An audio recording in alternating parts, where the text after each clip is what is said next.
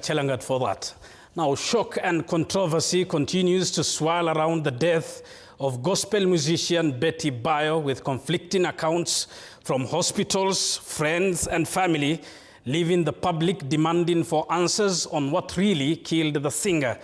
Tonight, TV47's Mudhoni Brenda breaks down the unfolding controversy, from the uncertainty surrounding Betty's diagnosis and treatment, the growing questions over her marital status, and the escalating battle for custody of her children and the control of her estate.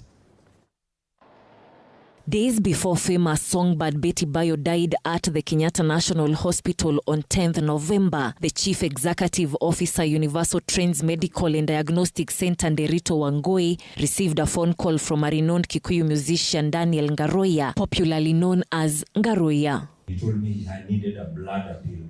According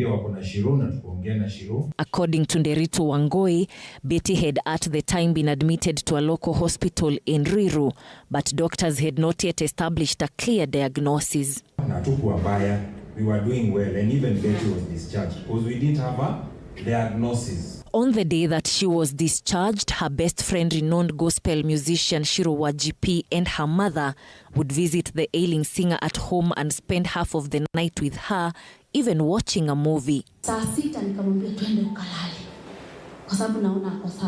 Shiro claims that she stayed by Betty's bedside till she fell into a deep sleep, then informed the nanny that they were leaving but would return early the following morning. Sadly, that morning never came. Shiro recounted to mourners how Betty's desperate fight for her life started just minutes after she left. Ni kama tu wakati nilala, Betty alianza bleeding, na kama alikuwa na bleed kwa kichwa ndani, akaamka, bleeding ikaanza kuanguka na yeye mpaka kwa stairs.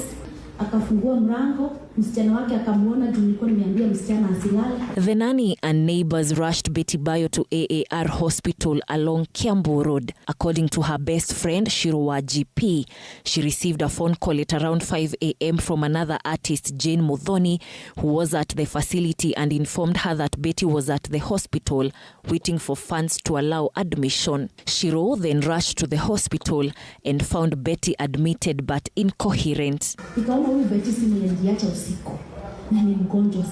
She says that 2 days in AAR and Betty's condition was deteriorating, and she immediately decided to inform her family. Just a few hours later, at around 10 a.m., Betty was hit by a stroke.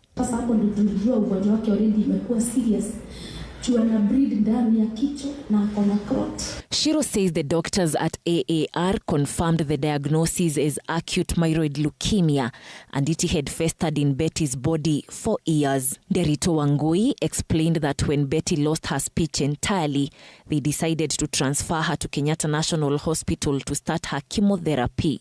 Unfortunately, at AAR we could not induce chemotherapy because there are procedures and structures to it. At Kenyatta National Hospital, Betty was informed that she could not start her chemotherapy. Immunity had gone too low. If we induce chemotherapy now, we will be actually worsening the situation. This was the chronological order presented to the public when Betty died, but discrepancies started to arise almost immediately after she was laid to rest. Her friends alleged that the AAR hospital had withheld treatment because Betty did not have enough financial resources. This allegation implied that the hospital denied treatment from Betty, who had left her house gushing blood. This shocking claim sparked widespread criticism online, prompting the hospital to release a statement seeking to clarify the situation. In the statement, AAR Hospital clarified that the deceased was admitted at the facility for 2 days, during which she received emergency and critical care, and her diagnosis confirmed. After her initial stabilization, the family later opted to transfer her to another medical facility for further specialized care. The hospital did not explicitly state what Betty was ailing from, quoting patient confidentiality.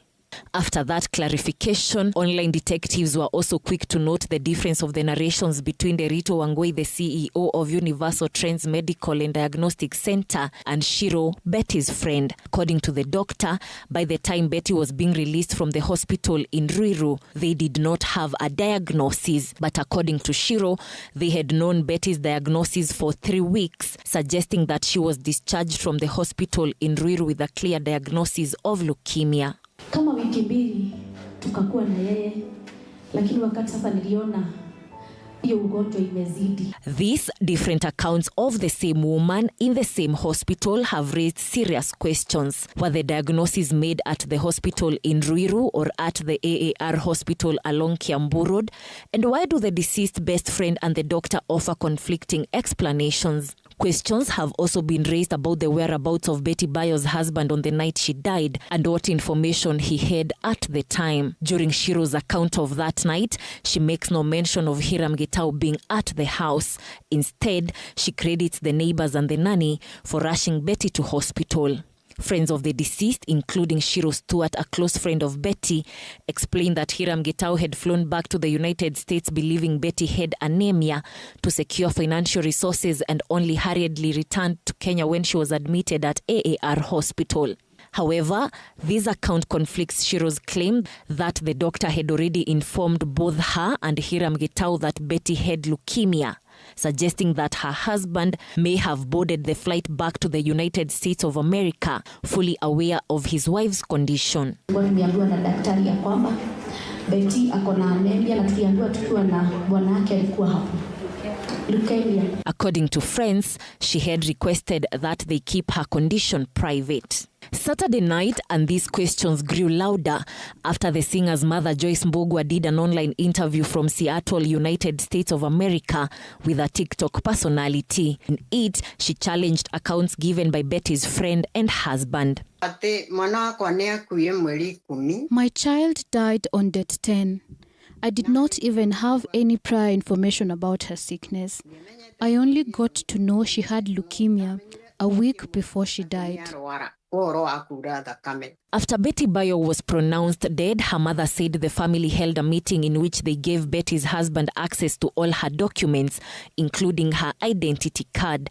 However, following the burial, a scheduled meeting to discuss arrangements for the children to live with Betty's sister did not go as planned, as Betty's husband was absent. I was so angry, I could not wait for nightfall. I called him and asked him why he had boycotted the meeting. Gitau said that whoever wants custody of the children should contest it in court. Betty's mother has further hinted that she experienced marital difficulties. She was being assaulted.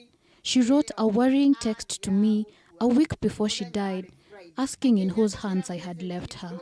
She is now demanding for Betty's body to be exhumed and a post-mortem done so as to identify Betty's cause of death. She has further made it clear that her name should be written on Betty's estate, including the death certificate and burial permit, since Hiram Gitau was not officially married to her daughter. We reached out to Betty's husband, Hiram Gitau, but he said that he had no comment to make. Questions continue to arise about timelines, medical decisions, and the stories told in the aftermath. As friends and family continue to grieve, only a transparent account of Betty's last days would clear the contradictions. Muthoni Brenda for TV 47, Nairobi.